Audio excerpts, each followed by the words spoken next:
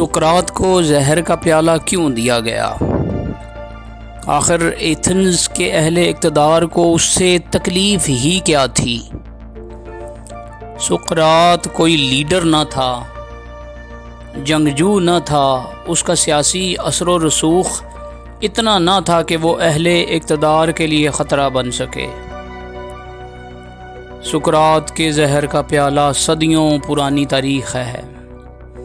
कुछ सवाल अलबत्ता आज भी हैरान कर देते हैं। मसलन शुमाली कोरिया के जेल में 3 नस्लें कैद होती हैं। 70 साल का दादा और 1 साल का पोता एक ही जेल में बमै सारा टब्बर होंगे। उस दादा पोते या दादी पोती का कोई जुर्म भी नहीं होगा, फिर ये जेल में क्यों होते हैं?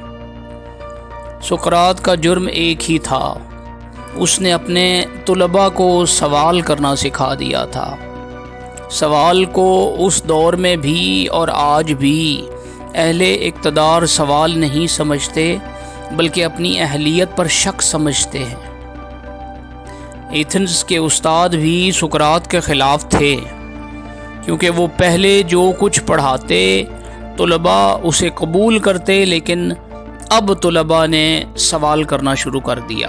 अहले इक़्तिदार पर सवाल हुआ, अहले इक़्तिदार पर सवाल हुआ, तबका उमरा पर सवाल हुआ।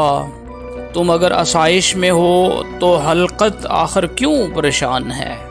इन सवालात के जवाब न थे, इसलिए सुकरात को जहर का प्याला दिया गया। शुमाली कोरिया में एक शख्स बादशाह पर सवाल उठा दे तो उसे भी नहीं, उसके बीवी बच्चों वालिदैन सबको इकट्ठा करके जेल में डाल दिया जाता है। अहले इक़्तिदार कल भी सवाल से परेशान होते थे, आज भी सवाल से परेशान होते हैं।